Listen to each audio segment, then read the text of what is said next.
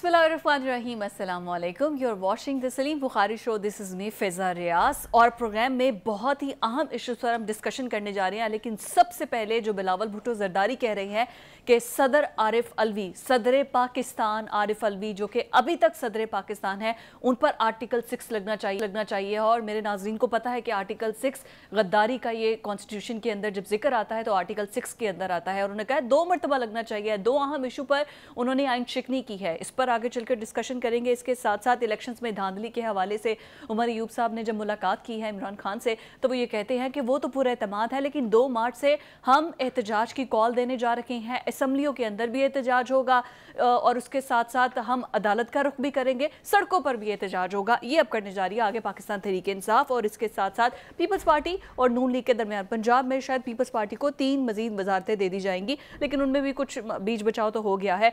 इमरान खान से बहुत से अहम सवाल किए हैं सहाफ़ियों ने और कहा है कि जिनको आप गद्दार कहते थे आज उनसे हाथ मिलाने जा रहे हैं, और बड़ा लाजवाब किस्म के इमरान खान ने भी आगे से जवाब दिए हैं। इस पर डिस्कशन करेंगे। और उसके साथ साथ बैरिस्टर गौहर कहते हैं जी हमारे 86 अरकान हैं जो कि मुंतखब होकर आज़ाद हैसियत से और सुन्नी इत्तेहाद के साथ मिले गए हैं।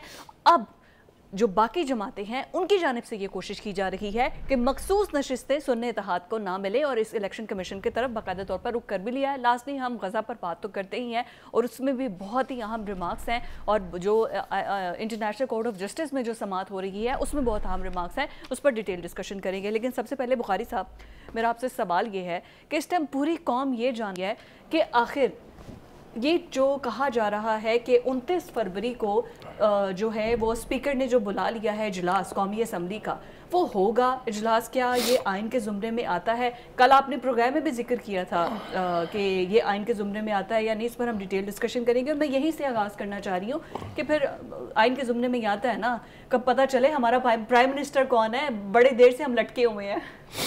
जी ठीक, आपने सवाल किया है कि लोगों के ज़हनों में जो इब्हाम है कि ये क्या मसला है, इसकी ज़रा वजाहत होनी चाहिए। इससे पहले कि हम गुफ्तगू में जाएं, मेरे ख्याल से एक स्टेटेड पोजीशन जो है वो ज़रा उसका तज़किरा हो जाए तो कोई ख़राबी नहीं है। पहली बात तो ये है कि आर्टिकल 91 सब आर्टिकल 2 जो है वो क्या कहता है, I read it out. The national assembly shell meet on the 21st day following the day on which the general elections to the assembly is held, right, unless sooner summoned by the president. Sooner या तो वो इस 21 दिन से पहले बुला सकता है या 21वें दिन तक बुलाना है, राइट। और अगर नहीं तो फिर सर साहब का ये सवाबदीदी इख्तियार नहीं है, ये ख़त्म हो जाता है। एक बात इसकी वजाहत जो है वो इसहाक डार साहब जो आजकल मेरे ख्याल से अगर हम यूँ कहें कि पाकिस्तान मुस्लिम लीग नवाज जो है उसके जितने भी कानूनी पॉइंट्स हैं वो उसकी वो सरपरस्ती भी कर रहे हैं, वो उसकी जिम्मेदारी भी निभा रहे हैं। उन्होंने 2 बातें जो कही हैं वो ज़रा मेरे ख्याल से नाज़रीन को हम सुना देते हैं। सदर एक बार फिर आइन शिकनी करना चाहते हैं का तो सवाल अब ख़त्म हो गया, उन्होंने कर लिया। 21 दिन के बाद इजलास बुलाने का इख्तियार सदर के पास नहीं रहा। ये वो कॉन्स्टिट्यूशन के आर्टिकल 91 सब आर्टिकल 2 की इंटरप्रिटेशन है। आर्टिकल 91 बहुत वाज़ेह है कि इलेक्शन के बाद 21 दिन में इजलास होना ज़रूरी है। एतराज़ लगाकर समरी वापस की। हाउस मुकम्मल तब होता है जब मेंबर्स का नोटिफिकेशन हो चुका हो। इसहाक डार, 21वें दिन कौमी असम्बली का इजलास होना ही होना है। स्पीकर यकीनी बनाए कि 21 दिन के बाद असम्बली का इजलास हो। ये है कॉन्स्टिट्यूशनली स्टेटेड पोजीशन, और यही इसहाक डार ने ब्रीफ भी किया प्रेस कॉन्फ्रेंस में। जी, अब आ जाए जनाब, हम अपने प्यारे सदर जो है उनके बारे में थोड़ी सी गुफ्तगू कर लें। प्यारे सदर, हाँ वो प्यारे इसलिए हैं कि अब वो चूँकि रुखसत होने वाले हैं, इसलिए उन्हें अब प्यारा कहने में कोई हर्ज नहीं है, मगर जाते जाते जो वो कॉन्स्टिट्यूशन के साथ पंगे करके जा रहे हैं उसकी सज़ा उन्हें भुगतनी पड़ेगी। ये नहीं है तो आने वाला वक्त बताएगा। लेकिन मैं अर्ज़ करूँ, बिलावल भुट्टो ज़रदारी साहब ने बिल्कुल 2 वाशगाफ अल्फाज में कहा है कि हम आपको ट्राई करेंगे ऑन 2 काउंट्स। पहला काउंट ये है कि जब अदम एतमाद की तहरीक आई थी तो आपने प्राइम मिनिस्टर के इशारे पर गैर कानूनी तौर पर असम्बली डिसॉल्व कर दी थी। एलिगेशन 1, एलिगेशन नहीं है, मतलब ये जिम्मेदारी 1। सेकंड ये है कि अब जबकि आपको इजलास बुलाना है आप फिर इजलास नहीं बुला रहे हैं, अपनी आईनी जिम्मेदारी से अब आप ओहदा बरा नहीं हो रहे हैं। बानी पीटीआई ने शाबाश दी है इनको इस बात वो तो खैर वो हर गैर आईनी कदम पर इसी तरह की शाबाश उनकी तरफ से हमेशा आती रही है, उसका भी तज़किरा करते हैं अभी थोड़ा बाद। देखिए जब पहली बात तो यह है कि गद्दारी का जो आर्टिकल रखा गया है आर्टिकल 6 जिसका तज़किरा है, یہ اگر تو صرف تڑیاں لگانے کے لیے ہے کہ بس صرف ڈراؤ، جو کوئی ڈر جائے تو ٹھیک ہے، نہ ڈرے تو چپ کر کے بیٹھ جاؤ، اگر تو اس کا مقصد یہ ہے تو پھر تو اس کو میرے خیال سے آئین میں ہونا ہی نہیں چاہیے، آرٹیکل 6 کو۔ ہاں اگر وہ ہے تو اس کی موجودگی میں جو اس کی سزا ہے تو کسی کو تصور بھی نہیں کرنا چاہیے آئین شکنی کا۔ ایک ہی دفعہ ہم نے ایک ہی دفعہ دیکھا کہ اس کا نفاذ کیا گیا، آرٹیکل 6 کے تحت مقدمہ قائم کیا نواز شریف صاحب نے ایک ملٹری ڈکٹیٹر پر، عدالت نے اس کی سزا بھی دی، سزا پر عمل کیوں نہیں ہوا، کیسے وہ ملک سے باہر چلے گئے، یہ ایک لمبی داستان ہے، پھر کبھی صحیح، لیکن فیکٹ یہی ہے کہ آرٹیکل 6 جس کے اوپر لگ جائے اس کو سزا بہت خوفناک ہوتی ہے، اور یہ اس لیے رکھی گئی تھی آئین میں کہ اس کے ڈر سے، اس کی دہشت سے کوئی شخص آئین شکنی کی جرت بھی نہ کر سکے۔ لیکن بخاری صاحب میرا کوشچن یہ ہے، اب یہ دیکھیے ایک طرف ہے صدر پاکستان، پاکستان کا صدر، دیٹ سٹیٹس، اور دوسری طرف ہے آرٹیکل 6 وہ جو کہ ملک سے غداری کر رہے ہیں۔ وہ اس لیے ہے کہ جب سے عمران خان صاحب اقتدار سے رخصت ہوئے ہیں، عارف علوی صاحب نے یہ بات یقینی بنائی ہے کہ کسی بھی آئینی شک پر عمل درآمد نہ ہو، بے پناہ مثالیں اس کی دی جا سکتی ہیں، کل بھی آپ نے بتایا تھا، میں نے کل بھی اس کی تفصیل بتائی تھی، وہ نا ایک طرح سے بانی پی ٹی آئی کے جو غیر آئینی اقدامات ہیں اس کو نہ صرف پروٹیکشن دیتے رہے ہیں بلکہ ان کو خوش کرنے کے لیے بہت سارے ایسے اقدامات کیے ہیں جو اس آرٹیکل کی زد میں آتے ہیں۔ بلاول بھٹو زرداری صاحب سے میرا ایک ہی مطالبہ ہے کہ اگر تو آپ نے یہ دھمکی صدقے دل سے دی ہے، یعنی یو مین اٹ، تو پھر تو اس کو لگا ہی دیں، میرے خیال سے کسی نہ کسی کو تو ماڈل آپ کو بنانا پڑے گا تاکہ آنے والے دنوں میں کوئی شخص اس کا تصور بھی نہ کرے۔ اگر یہ خالی کھلی دھمکی ہے تو پھر میرے خیال سے اس کا کوئی فائدہ نہیں ہے، اسی طریقے کے عارف الویز جو ہیں وہ جنم لیتے رہیں گے اور اسی طرح سے ببانگ دہل وہ آئین کی خلاف ورزی کرتے رہیں گے، آئین کو توڑنے کے مجرم بنے رہیں گے، لیکن کوئی ان کو پوچھے گا نہیں۔ We have to go on a break, stay with us.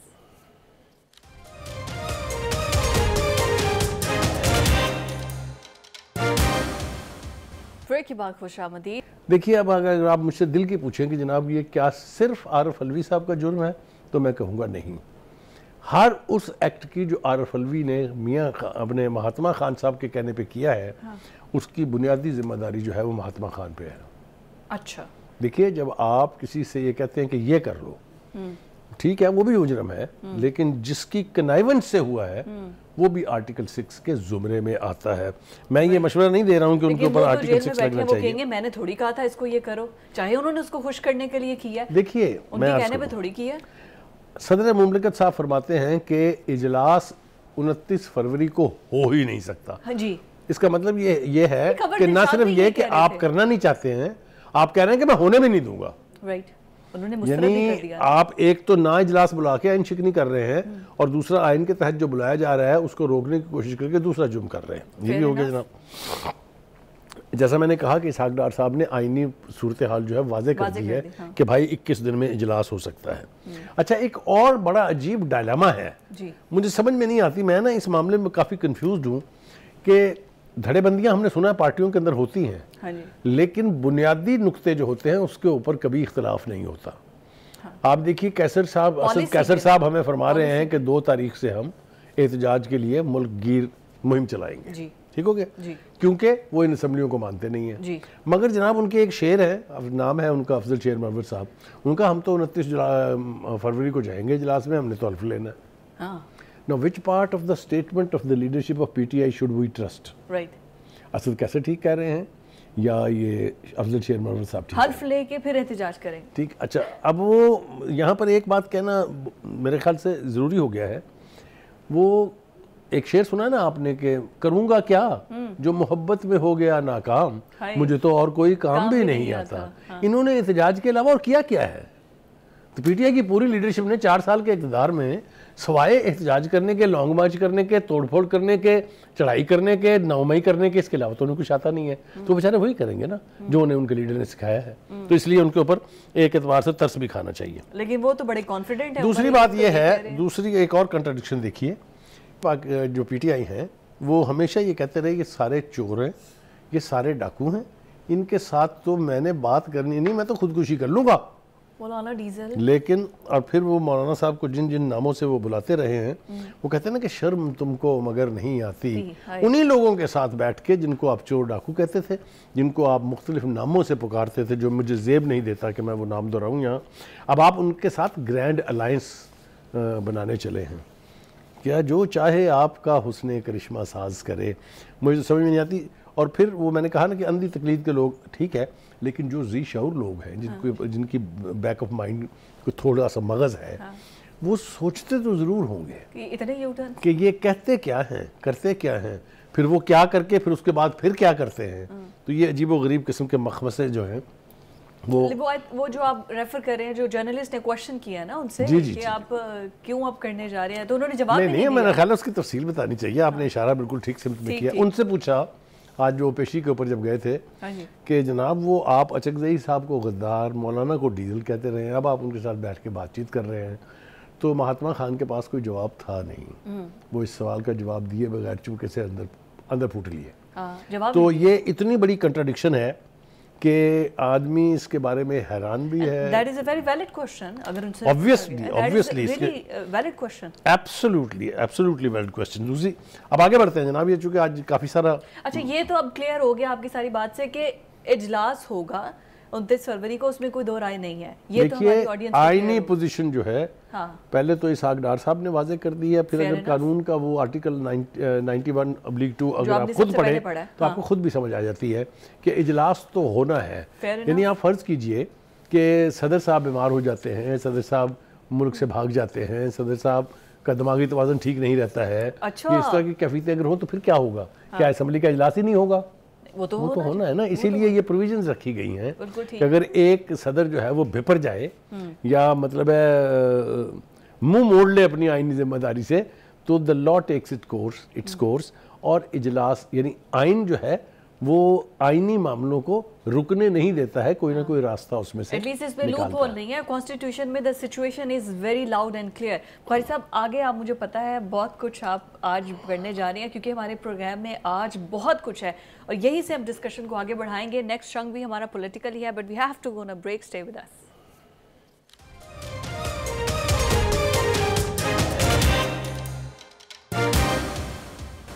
Break کے بعد خوش آمدید. بڑے اہم اور بڑے بڑے ریمارکس دیے ہیں مولانا فضل الرحمان نے. اس کے علاوہ جو سب سے امپورٹنٹ ہے بخاری صاحب, مجھے ایسا لگا تھا الیکشنز کے بعد نا اگر سچویشن ایک ڈوینڈل سی ہو جائے گی, ایک سکڑتی نظر آئے گی, لیکن نا یہ مزید خراب ہوتی جا رہی ہے. اب یہ سب لوگ پہنچ گئے ہیں دوبارہ سے کہ مخصوص نشستیں نہیں ملنی چاہیے سنی اتحاد کو, ایسے تو نہ کریں. دیکھیے گزارش یہ ہے کہ جو آئینی طریقہ کار ہے اس کے تحت جس چیز کی پروویژن موجود ہے اس کے اوپر تو عمل درآمد میں کوئی خرابی نہیں ہے. دوسری بات یہ ہے کہ یہ کوئی تصور بھی نہیں کر سکتا تھا کہ پاکستان تحریک انصاف اور اس کے جیتنے والے لوگ would be known as member of سنی اتحاد کونسل. آپ ذرا تصور کیجئے کہ وہ پارٹی جو اپنے آپ کو ملک کی سب سے بڑی پارٹی گردانتی ہے, اس کے پاس اپنی پہچان تک نہیں ہے. ایوانوں میں اب ان کی کوئی پہچان نہیں ہے. یہ ڈائلیما ان کی ضد کی وجہ سے ہے. یہ تو مطلب ہے اور ابھی بھی انٹرا پارٹی الیکشنز نہیں ہیں. نہیں وہ تو خیر وہ کہہ رہے ہیں کہ ہم مارچ میں کرائیں گے, اس سے کیا فائدہ ان کو حاصل ہوگا یہ تو آنے والے وقت میں دیکھیں گے ہم. لیکن یہ میں اس بات پہ واقعتاً کٹ اپ ہوں کہ کتنی زیادتی ہے یہ کہ اپنے فیصلوں کے تحت, یہ کسی کا امپوزڈ نہیں ہے, آپ نے اپنی پارٹی کی پہچان تک ختم کر لی ہے صرف اپنی ضد و انا کی خاطر. دیکھیے جو نشستوں کا معاملہ ہے اس کے اوپر اب آئینی صورتحال یہ ہے کہ الیکشن کمیشن جو ہے وہ اسی جماعت کو نیشنل اسمبلی میں نمائندگی دے سکتا ہے یا رجسٹر کر سکتا ہے جس کا کوئی شخص جیتا ہو. ٹھیک ہے, سنی اتحاد کونسل کا کوئی شخص الیکشن نہیں جیتا اپنی جماعت کے ٹائٹل پہ. ان کے جو ہیڈ ہیں جو مولانا سربراہ ہیں وہ جیتے ہیں آزاد امیدوار کے طور پہ, اور وہ بھی پی ٹی آئی کے ٹکٹ پہ. لہٰذا اب یہ ٹھونس تو نہیں ہے نا کہ جی چونکہ کوئی نہیں جیتا اس کے باوجود بھی آپ ہمیں ٹائٹل دے دیں. تو اس کو روکنے کے لیے 6 جماعتوں نے مشترکہ کوششیں شروع کر دی ہیں. پیپلز پارٹی ہے, جس میں نون لیگ ہے, جس میں ایم کیو ایم ہے, اور دیگر جماعتیں بھی ہیں. اس میں 6 جماعتیں ہیں. الیکشن کمیشن نے ان سب کو یکجا کر کے, اور اب آج تو فیصلہ نہیں کیا تو کل اس کی پروسیڈنگ پھر دوبارہ ہوگی. کیا ہونے جا رہا ہے یہ تو میں نے کہا ہے کہ اس کا فیصلہ آئین کی اسپرٹ، آئین کے روح، آئین کے آرٹیکل کے تحت ہوگا. مطلب کوئی جماعت اب اگری نہیں کر رہی کہ ان کو اب مخصوص نشستیں بھی ملیں؟ نہیں، ریزسٹ کر رہے ہیں کہ ان کو مخصوص نشستیں نہیں ملنی چاہیے، اور دعوے دار ہیں کہ ان کی بجائے ہمیں دے.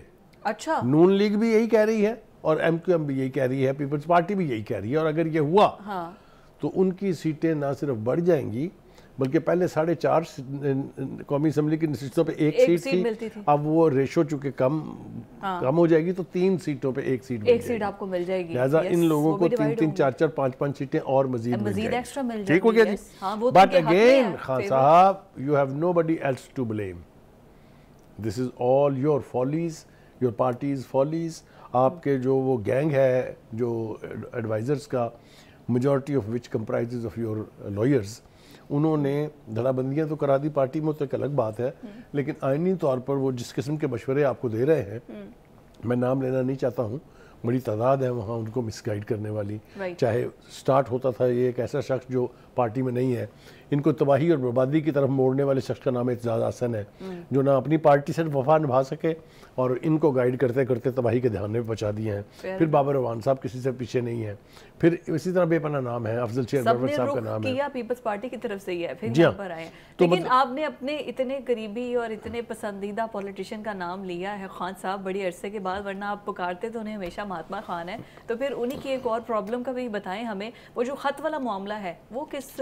دیکھیے وہ خط، ایک تو عجیب و غریب بات ہے کہ آپ یہ کہہ رہے ہیں کہ جی وہ خط میں نے لکھا نہیں تھا، کیونکہ جیل سے لکھ کے کوئی چیز باہر نہیں جا سکتی، میں نے ڈکٹیٹ کروایا ہے.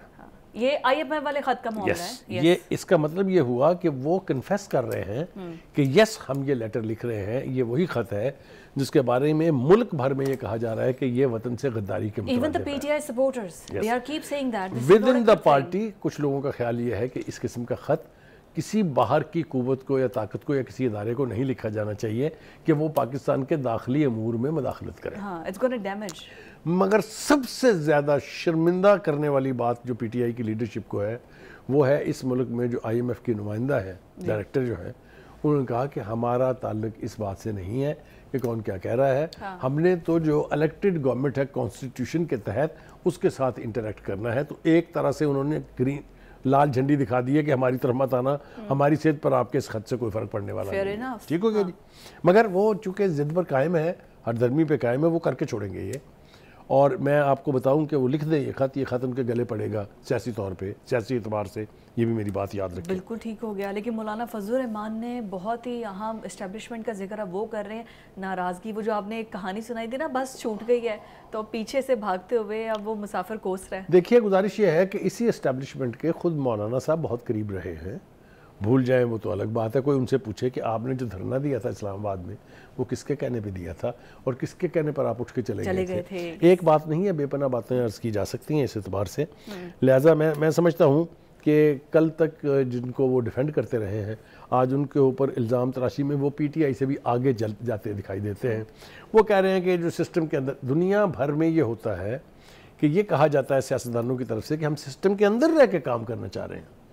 وہ کہہ رہے ہیں نہیں، سسٹم کے اندر جو رہ کے کام کرنا چاہ رہے ہیں وہ روئیں گے بہت. میں ابھی چند دنوں کے بعد آپ کو بتاؤں گا. تو مجھے سمجھ میں نہیں آتی کہ یہ جو کنٹراڈکشن ہے یہ کاہے کے لیے. مولانا کا ہمارے دل میں بہت احترام ہے. ان کے والد جو تھے مفتی محمود صاحب، وہ بھی اپوزیشن لیڈر تھے، تو ایک لیگیسی تو ہے. لیکن جس طرح کی باتیں اس وقت مولانا کر رہے ہیں، ان کو اپنی پارٹی کے اندر بھی اس کی پوری حمایت حاصل ہے یا نہیں ہے، یہ بھی ایک سوال اٹھ رہا ہے. پی ٹی آئی کے حق میں بیان دے رہے ہیں، وہ کہہ رہے ہیں گورنمنٹ پی ٹی آئی کی آنی چاہیے. دیکھیے اگر وہ یہ طے کر لیں کہ میں نے سپوکس پرسن بننا ہے مہاتما خان کا یا پی ٹی آئی کا، تو آپ اور میں، ہماری اوقات ہے ان کو روکنے کی؟ نہیں. وہ اس وقت وہی کر رہے ہیں نا، یہ آلموسٹ وہی کام کر رہے ہیں. دیکھیں جو شخص ان کو یہودی ایجنٹ اور پتہ نہیں کیا کیا کہتا تھا، وہ آج کیا مطالبہ کر رہا ہے؟ پی ٹی آئی جیتی ہے، ان کو ملک ان کے سپرد کر دیں. ٹھیک ہے. یعنی یہ مولانا کس بلبوتے پہ کہہ رہے ہیں؟ کہاں سے یہ ثابت ہو گیا کہ وہ پورے ملک میں الیکشن جیت گئے ہیں؟ اگر پی ٹی آئی جیتی ہے تو پھر حوالے وہ دیکھیں نا، وہ یہ اگر جو ہے نا، یہ اگر بہت if with a capital I، ٹھیک ہے، اس کے بہت سارے معنی جو ہیں وہ نکل سکتے ہیں. اچھا جی، وہ جو نشستوں والی بات ہم کر رہے تھے اس میں دو باتیں کرنی رہ گئی ہیں. اچھا، ایک انہوں نے کہا کہ ہم مولانا والی بات، انہوں نے کہا صدر کے لیے ہم ووٹ نہیں دیں گے. نہیں وہ تو ظاہر ہے وہ ووٹ دے، کیا فرق کتنا پڑے گا ان کے ووٹوں سے؟ پڑے گا تو نہیں، لیکن آف بیلنس یا آؤٹ آف بیلنس تو ہونے نہیں جا رہا کچھ بھی. لیکن پارلیمنٹ ایک پروسیس کا وہ حصہ نہیں بن رہے. That was a message. دیکھیں کچھ لوگوں کا خیال یہ ہے کہ مولانا جو ہے وہ اپنا بھاؤ بڑھا رہے ہیں. اچھا. مولانا جو ہیں وہ الٹیمیٹلی راضی ہو جائیں گے. اگر آپ کو یاد ہو، میں تاریخ دہرانا نہیں چاہتا ہوں، ساری داڑھی انہوں نے کہا سفید الیکشن میں ہاں نہیں وہ تو اس میں کوئی شبہ نہیں ہے کہ وہ پرانے سیاستدان ہیں، ہمیشہ اسٹیبلشمنٹ کے قریب رہ کے انہوں نے کام کیا ہے. پہلی دفعہ وہ مہاتما سے متاثر ہو کے اسٹیبلشمنٹ کے خلاف باتیں کر رہے ہیں. وہ اس میں کامیاب ہوتے ہیں کہ نہیں یہ تو دیکھنے والی بات ہے. اب آنے جناب، ایک مہاتما خان صاحب نے اور بھی فرمایا ہے سیٹس والی بات پہ. کون سی والی؟ آپ سیٹس پر بات کرنے جا رہے تھے. نہیں سیٹس والی بات تو میرے خیال سے تقریباً ہو گئی ہے. وہ بھی ہم نے کہہ دیا کہ جی یہ مختلف سیاسی جماعتیں جو ہیں وہ یہ ڈیمانڈ کر رہی ہیں کہ جناب یہ ہمیں دیں. کل میرے خیال سے یہ کسی نہ کسی کنارے لگ جائے گا. Fair enough. کل یہ فیصلہ ہونا ہے کیونکہ زیادہ ٹائم نہیں ہے. اب آ جائیے جناب، انہوں نے فرمایا ہے خان صاحب نے، جو مائد ہوئی ہے پلیز اس کا بھی ذکر کر دے. 190 ملین پاؤنڈ پہ. جی وہ تو ہو گئی، دونوں کے اوپر ہو گئی، مسٹر اینڈ مسز کے اوپر، the former prime minister and former first lady, دونوں کے اوپر ہو گئی ہے. کافی دیر تک اس معاملے کو لٹکایا گیا تھا. مجھے ایک بات پر حیرت ہے، آج وہ فرما رہے ہیں مہاتما صاحب عدالت میں کہ دیکھیں 8 فروری تک تو نیب کو بہت جلدی تھی اور ہوا میں بہت جلدی سے سزا دیں. جی میرا خیال ہے ان کا خیال یہ ہے کہ سزا ہوگی اس کے بعد ہم اسلام آباد کورٹ جائیں گے، انڈو ہو جائے گی. لیکن میرا خیال سے ہواؤں کے رخ بدل رہے ہیں. اب یہ شاید اتنا آسان نہ ہو کہ آپ معاملہ ادھر سے اٹھائیں کورٹ میں لے جائیں، کورٹ سے واپس اس کو پھینک کے کلین چٹ لے کے آ جائیں. یہ اب اتنی آسانی سے ہونے والا نہیں ہے. دوسری بات جو میں کہہ رہا تھا وہ یہ کہ انہوں نے کہا ہے، بلکہ پیغام دیا ہے صدر الوی صاحب کو کہ مجھے پریزیڈنشل ایمنسٹی نہیں چاہیے. دو باتیں اس کے حوالے سے ہیں. ایک تو یہ کہ اب وہ صدر صاحب یہ کرنے کے قابل نہیں رہے ہیں. دوسری بات یہ کہ اس کا بھی ایک پروسیجر ہے، پرائم منسٹر ایڈوائز کرتا ہے، پریزیڈنٹ اس کے اوپر ایکٹ کرتا ہے. طریقہ کار جو ہے وہ بھی چونکہ اب نہیں استعمال ہو سکتا، اس لیے یہ سزاؤں کی معافی والی جو ہے وہ صرف پوائنٹ سکورنگ کی حد تک ٹھیک ہے، ورنہ اس کے اندر نہ صرف یہ کہ جان نہیں ہے بلکہ یہ اب ہو بھی نہیں سکتا. اور اب تک ٹائم بھی نہیں ہے نا. ٹائم بھی نہیں ہے. بالکل آپ نے ٹھیک کہا کہ اب ٹائم بھی نہیں ہے. ٹائم ہمارے پاس سر اس سیگمنٹ کے لیے بھی ختم ہو گیا. نیکسٹ از غزہ اور بہت ہی امپورٹنٹ ہے عالمی عدالت انصاف میں. اچھا آپ کے جو تھا نا بہت ہی مسلم امہ کچھ نہیں کر رہی، تو اب آگے چل کے ہم بات کرتے ہیں. مسلم امہ بھی بولی ہے غزہ والے ایشو پر. اسٹے ود اس.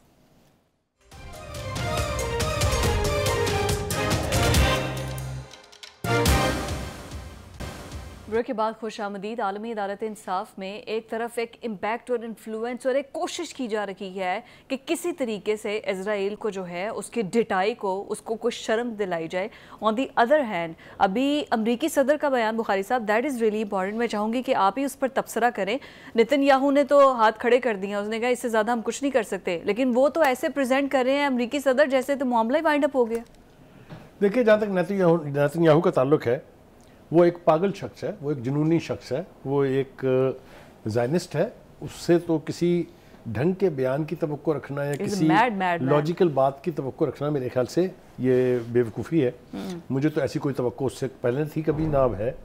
لیکن امریکہ جو ہے اس کے صدر کا بیان امپورٹنٹ ہے اس لیے کہ جو کچھ انٹرنیشنل سٹیج پر اس وقت ہو رہا ہے فار پیلسٹینین رائٹس، چاہے وہ مظاہرے ہیں جو ہر ملک میں، ہر شہر میں، ہر سڑک پر، ہر چوراہے میں ہو رہے ہیں، اور جو سب سے خوفناک واقعہ ہے جس کے بعد میرے خیال سے امریکی صدر صاحب کی تھوڑی سی نتنی جو ہے وہ ہلنے لگی ہے، وہ ہے جو امریکی ایئر فورس کے ایک بندے نے خودکشی کی ہے. یعنی جو اسرائیل کی جو ایمبیسی ہے اس کے سامنے، اس کی فوٹیج بھی ہے، وہ چلائی نہیں جا سکتی، اتنی خوفناک ہے. صرف ایک امیج ہم دکھا رہے ہیں، لیکن یہ پوری فوٹیج موجود ہے. اور وہ اس پورے عرصے میں نعرے لگا رہا ہے فری پیلسٹینین اینڈ زائنسٹ مرد آباد اور پتہ نہیں کیا کیا اس نے کہا ہے.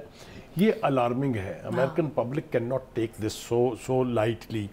یا آپ یہ نہیں کہہ سکتے کہ اس کو اگنور کیا جا سکتا ہے، اس کو بالکل اگنور نہیں کیا جا سکتا. لہٰذا امریکی صدر کے بیان میں جو تھوڑی سی جان آئی ہے، وہ جو یہ کہہ رہے ہیں کہ جی کچھ ایسا معاہدہ جو ہے اس کے ہم بہت قریب ہیں جس سے شاید کافی عرصے کے لیے جنگ بندی ہو جائے گی. نہیں وہ رمضان کے لیے سر، کیونکہ اگر رمضان آ رہا ہے تو رمضان کے لیے کوشش کی جا رہی ہے. دو مختلف چیزیں ہیں. ایک تو یہ ہے کہ جی ایک شارٹ ٹرم جو ہے رمضان کے لیے جنگ بندی کر لی جائے. ایک ہے کہ اوور آل جو قیدیوں کی رہائی ہے، جو ایکسچینج آف پرزنرز ہے، وہ کیا جائے اور اس کو 4 سے 6 مہینے تک کے لیے جنگ بندی پریزیڈنٹ جو ہے جس طرف اشارہ ہے وہ اس طرف ہے، اور اس کے لیے وہ کہہ رہے ہیں کہ جی دوحہ کے اندر بیٹھ کے مذاکرات ہو رہے ہیں، ایجپٹ کے کیپٹل میں بھی ہو رہے ہیں مذاکرات، اور according to the American president یہ کافی سنجیدہ ڈیولپمنٹ ہے، لیکن حماس کی سٹیٹمنٹ جسے جان بوجھ کے جو نیتن یاہو صاحب ہیں وہ اگنور کر رہے ہیں۔ دوسری طرف ہم دیکھتے ہیں کہ جو حماس ہے جس نے اب قیمت چکا دی ہے آزادی کی، انہوں نے جتنی قربانیاں دینی تھی وہ دے لی ہیں، وہ سمجھتے ہیں اس سے بدتر اور کیا ہوگا، لہٰذا وہ کہتے ہیں جی ہم تو اس سے شارٹ کسی بات پر اگری نہیں کریں گے کہ ہمارے علاقوں سے اسرائیلی فوج نکل جائے، یہ مستقل جنگ بندی ہو، ہمیں جو ضروریات کی چیزیں ہیں وہ مہیا کی جائیں، اور میں سمجھتا ہوں کہ یہ بہت ہی جینون موقف ہے، یہ اس طرح ہی ہونا چاہیے۔ لیکن ایک جو بات اور کرنی ضروری ہے وہ یہ ہے کہ وہ جن کو ہم امپورٹنٹ آرگنائزیشن کہہ کے پکارتے رہے ہیں، میں تو ذمہ داری سے اس کی ذمہ داری بھی قبول کرتا ہوں، وہ عرب لیگ اور OIC، میں نے آپ کو یاد دلایا تھا، ان کی تھوڑی غیرت جاگی ہے۔ مجھے نا فراز کا کہ ایک غزل کے 2 شعر یاد آ رہے ہیں، اگر آپ اجازت دیں گے تو میں ان دونوں اداروں کے ایک ایک نظر کرنا چاہتا ہوں۔ ایک تو یہ ہے، یہ عرب لیگ سے ہے کہ اب تم آئے ہو میری جان تماشا کرنے، اب تم آئے ہو میری جان تماشا کرنے، اب تو دریا میں تلا تم نہ سکوں ہے، یوں ہے۔ اور دوسرا شعر جو ہے وہ جناب ان کی نظر کر دیتے ہیں ہم OIC کی، کہ ناصحا تجھ کو خبر کیا کہ محبت کیا ہے، انہیں کیا پتہ جنگیں کیا ہوتی ہیں اور جان دینا کیا ہوتا ہے، ناصحا تجھ کو خبر کیا کہ محبت کیا ہے، روز آ جاتا ہے سمجھاتا ہے، یوں ہے یوں ہے۔ یہ جو مشورے دیے جاتے ہیں نا جی بیٹھ کے ٹیبلوں کے اوپر اور کانفرنسز ہال کے اندر، یہ ان لوگوں کے لیے کوئی معنی نہیں رکھتے جو روزانہ اپنی جانوں کے نذرانے دے رہے ہیں، جو روزانہ اپنی جد و جہد آزادی جو ہے اس کا علم بلند کیے ہوئے ہیں۔ آپ تصور کیجئے کہ ایک غزہ جیسی چھوٹی پٹی میں 30,000 لوگوں کی شہادت اور 70,000 لوگوں کا زخمی ہونا، جس میں 70 to 80% تعداد عورتوں اور بچوں کی ہو، ڈوب مرنا چاہیے عالمی ضمیر کو، ڈوب مرنا چاہیے عالمی اداروں کو، ڈوب مرنا چاہیے مسلمانوں کی جو ریپرزنٹیٹیو باڈیز ہیں ان کو، اور ڈوب مرنا چاہیے پوری اسلامی قیادت کو جو کچھ وہاں ہو رہا ہے۔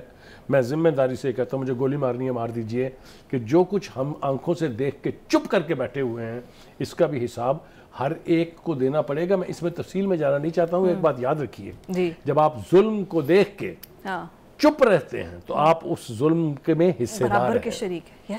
تو جس جہاد کی بات ہمیں سمجھائی جاتی ہے اس جہاد کے تو اتنے پہلو ہیں کہ آپ کسی نہ کسی رنگ میں ظالم کے خلاف جہاد کرتے رہتے ہیں، وہ مجھے تو کہیں دکھائی نہیں دیتا ہے۔ یہ بہت ہی انفارچونیٹ بات ہے۔ آپ نے بہت خوبصورت بخاری صاحب اس کو ایکسپلین کیا ہے، لیکن وہ یہی بات ہے کہ ہم تو جس حد تک آواز اٹھا سکتے ہیں اٹھا ہی رہے ہیں نا۔ میں چاہوں گی بیک ٹو دا کہ جو سیٹلمنٹ ہو رہی ہے جس کا امریکی صدر بھی کہہ رہے ہیں، پہلے ہم نے سردی دیکھی، سردی میں وہ ٹھٹرتے رہے، بارشوں میں ٹھٹرتے رہے، سر ڈھانپنے کے لیے جسم ڈھانپنے کے لیے چیزیں نہیں تھی۔ ابھی رمضان میں روزہ رکھنا ہے، کس طریقے سے گزارا ہوگا، ایک بات یاد بہت ضروری ہے۔ فضا، جو وار ہارڈنڈ لوگ ہوتے ہیں نا، جو وار دیکھ کے بھگت چکے ہوتے ہیں، سزا چکا اپنا کردار ادا کر رہے ہوتے ہیں، جانوں کے نذرانے دے، ان کو کوئی چیز ڈراتی نہیں ہے۔ پھر رمضان کے روزے بھی رکھے جائیں گے، آپ دیکھ لیجئے گا، اسی پروگرام میں بیٹھ کے ہم اس کا تذکرہ کر رہے ہوں گے کہ کس جرأت اور بہادری کے ساتھ انہوں نے یہ روزے بھی گزار لیے ہیں۔ لیکن میں ایک فلسطینی شاعر کا ایک شعر تھا، وہ یہ کہتے ہیں کہ اور اس نے کہا اگر میں مر جاؤں تو تمہیں میری کہانی سنانے کے لیے زندہ رہنا ہے۔ جس قوموں کے شاعر اپنی قوم کو یہ مشورہ دے رہے ہوں کہ ایک فرد بھی باقی بچا تو وہ میری کہانی دنیا کو بتائے گا، اس کو یہ نیتن یاہو یا اس نیتن یاہو کی یہ زائنسٹ فوج کیا مارے گی؟ ایک دن انہوں نے اپنے منطقی انجام کو پہنچنا ہے۔ دعا کرو کہ یہ منظرنامہ ہم اپنی زندگی میں دیکھ کے مریں، انشاءاللہ، اور آزادی ملے۔ ایٹ لیسٹ میں تو یہ بات کہتی ہوں کہ صرف ضروری نہیں ہے کہ ہمارا پہلا بیت المقدس کی حفاظت کرنا فلسطینیوں کی ذمہ داری ہے، یہ پوری مسلم قوتوں کی بحیثیت مسلمان سب کی ذمہ داری ہے جس کی قیمت سے فلسطین چکا رہے ہیں۔ ناظرین، یہ تھا آج کا پروگرام۔ تھینک یو سو مچ بخاری صاحب، آپ سب کل ملاقات ہوگی۔ اللہ حافظ۔